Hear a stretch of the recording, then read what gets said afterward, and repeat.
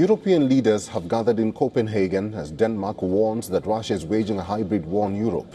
The stakes have never been higher as leaders unite to ramp up the bloc's defenses and gather funds against any potential threat. A special radar system has been set up at Copenhagen airport after unidentified drones forced the closure of the airfield. Around 40 leaders from the wider European political community will join a second summit hosted by Denmark. I hope that everybody recognizes now that there is a hybrid war, and one day it's Poland, the other day it's Denmark, and next week it will probably be somewhere else that we see sabotage, or we see drones flying, or we see you can there are many different kind of episodes. So I see this from a European perspective. There is only one country that are willing to threat us, and it is Russia, and therefore we need a very strong answer back. In a show of Europe's security muscle, a German frigate is stationed at the Danish capital's port. French soldiers also had exchanges with their Danish counterparts, who received the support of Germany, Sweden, Norway, the Netherlands, Britain, Finland and Ukraine in protecting leaders attending the summit.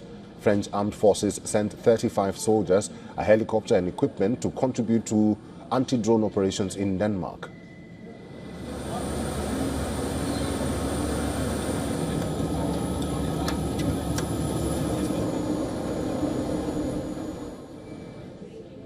There are 5 key issues that leaders are expected to discuss at the EU table.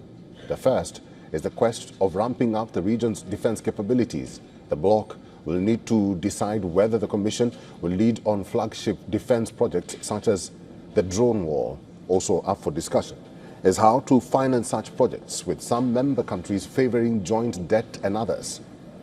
4 NATO and European Union countries bordering Russia are planning to build concrete bunkers and anti-drone nets at vital energy facilities under a plan to protect their power grids after recent airspace violations. One of the major points of discussion would be on the frozen Russian assets. Leaders are expected to discuss a proposal to lend $165 billion to Ukraine using Russian state assets frozen in Europe. Under the Commission's plan, Russian cash frozen since the beginning of the war will be paid out to Kyiv as a loan with 0 interest, with Ukraine paying it back only once Moscow ends its war and forks out for reparations.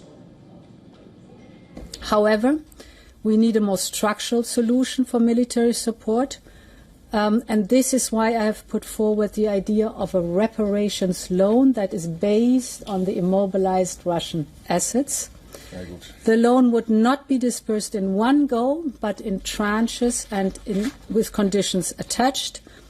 And we will strengthen our own defense industry by ensuring that part of the loan is used for procurement in Europe and with Europe. Importantly, there is no seizing of the assets. Ukraine has to repay the loan if Russia is paying reparation. The question of Ukraine's EU membership is also expected to arise. For Ukraine to progress in its path to EU membership, all 27 of the bloc's member countries need to give the green light. The only roadblock to Kyiv's EU pathway is Hungary, blocking Ukraine's accession. EU's 19th round of sanctions on Russian and foreign banks and energy companies, including firms from China, the United Arab Emirates, are yet to be approved. And lastly, Berlin's energy grievances. German Chancellor Friedrich Merz might ask to overturn or even weaken the bloc's combustion engine ban. NATO countries of Poland, Estonia, Romania, and now Denmark have raised alarm over airspace violation. Poland's Air Force shot down Russian drones that crossed into the country on September 9th. A Russian drone flew over Romanian territory on September 13th, and on September 19th, MiG-31 fighter planes were escorted out of Estonia after an incursion that lasted 12 minutes. Russia has typically denied airspace violations and dismissed the drone overflights as accidental. The Kremlin has warned European leaders that Russia will pursue any individual or country which stole its money, and cautioned that the theft of Russian assets would badly rebound on European depositors and investment. To this effect, Russian President Vladimir Putin has signed a decree that could accelerate the seizure and sale of Western assets in Russia.